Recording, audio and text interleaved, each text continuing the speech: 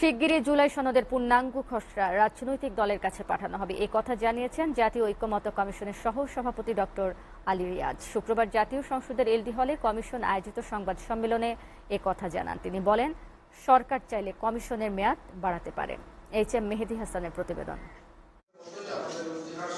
জাতীয় সংসদের এলডি হলে ৫ সংস্কার কমিশনের প্রধানদের নিয়ে জাতীয় ঐক্যমত্য কমিশনের সংবাদ সম্মেলন।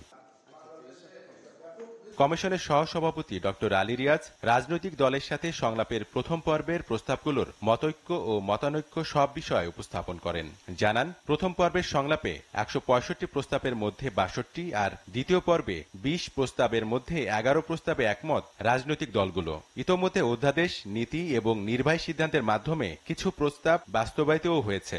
কিন্তু যদিও নারী আসন বৃদ্ধি করে ১০০ আসনে উন্নীত করার ব্যাপারে কার্যত প্রায় সব দল একমত, কিন্তু কি প্রক্রিয়ায় তা বাস্তবায়িত হবে সেই বিষয়ে কোনো ঐকমত্যে পৌঁছানো সম্ভব হয়নি।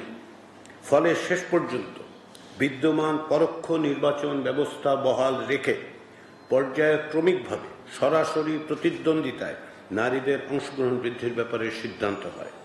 আলী রিয়াজ আরো বলেন, ঐকমত্যের ভিত্তিতে রচিত এবং প্রত্যাশিত সনদের বাধ্যবাধকতা নিশ্চিত করা ও বাস্তবায়নের পদ্ধতি কি হবে তা নির্ধারণে বিভিন্ন রাজনৈতিক দলের সাথে আলোচনা করতে হবে। আর সেই লক্ষ্যে আগামী সপ্তাহে বিশেষজ্ঞদের সঙ্গে আলোচনা করবে কমিশন। বিশেষজ্ঞদের কাছে প্রশ্ন করা যে এটা বাস্তবায়নের পথ কি হবে, রাজনৈতিক দলগুলোর অবস্থানের বিষয় আছে, তাই না?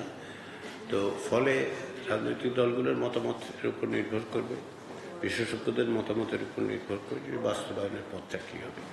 আমরা কোনো পূর্ব নির্ধারিত অবস্থান থেকে কমিশন বাস্তবায়নের কোনো পথ ইত্যাদি সুপারিশ করছে না, সেটাই হচ্ছে আমাদের অবস্থান। নানা বিষয় এক হতে না পারা বিষয়গুলোতেও ভবিষ্যতে ঐকমত্য আসবে এমন প্রত্যাশাও করেন আলী রিয়াজ। এইচ.এম. মেহেদী হাসান, এসএ টিভি, ঢাকা।